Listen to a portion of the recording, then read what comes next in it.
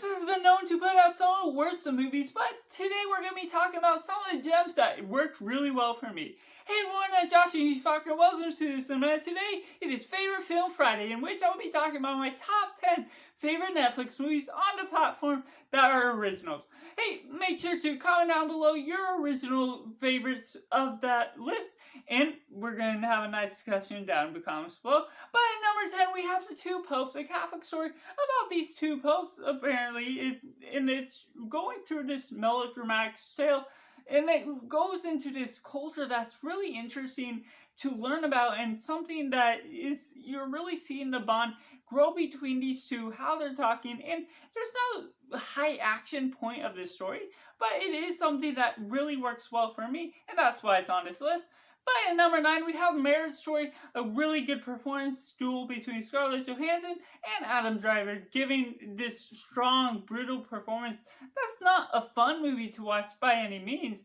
necessarily, because you're going through a divorce and you're seeing the fights between these two that are giving off some strong performances. At number 8, we have I'm Thinking of Anything. One that's so confusing that I just love it that much more because of the mystery and the poetic tale that they're going throughout this story. The performance throughout and the tone to the colors drafted throughout the mix always keeps me captivated and making me wanting to watch it another time. And number 7, we have Hustle, a recent one that delivers on Adam Sandler's performances about this basketball coach finding this out-of-country person to being the player in NBA player, and it's a really inspiring tale just as well because of the way they're going and putting in all their best efforts to make him go into NBA. And number 6, we have Pieces of Woman, one that delivers on the idea that you can have a baby and they die in childbirth, and so the mother dealing with that consequence, and then the father's feud with the wife as they're dealing with what is all going on, how they handle the situation, and why the connection to the mother is all the more intimate, makes this such a raw and visceral film that it's hard to take your eyes off the screen. At number 5, we have The Christmas Chronicles, one that I am beginning to watch every year with Russell playing Santa Claus, and just the ideas with belief and the loss of fatherhood was something that was a surprise to me as I was getting into it, and one that is all the more fun but also dramatic in the way that they're dealing with those consequences. At number 4, we have The Woman in the Window,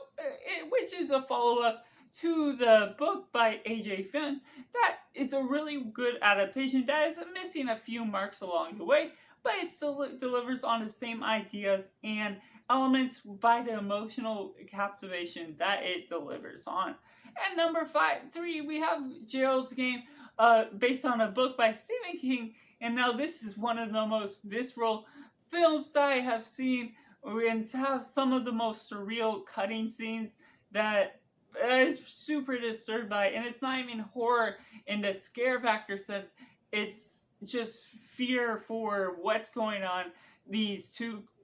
couples that are going on a sex game, and then the husband dies, and this woman is chained to the bed and left with an open house, and that's the scary part, that it's just terrifying that I don't want to take off my eyes off the screen,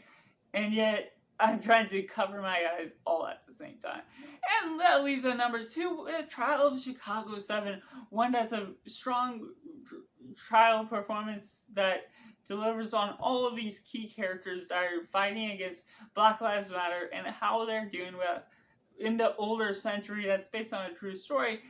the way they're going about that is always captivating. The screenwriting by Aaron Sorkin is so well written, and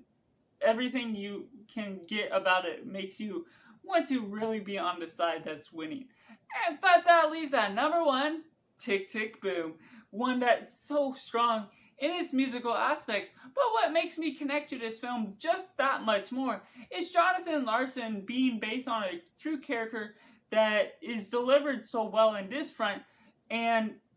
being a writer myself, I am always struggling in that boat of wanting to keep on writing, but also getting stuck in that mental state of not knowing what to write, or even delivering on the front of what's to come next in our life, and how we're gonna find that sense of stamina that will keep us going, even in the meantime of trying to be a successful writer. So that's just my personal takes on my top 10 Netflix movies. Make sure to comment down below what your top 10 Netflix movies are, and be sure to check out this previous Favorite Films Friday video that I have for you.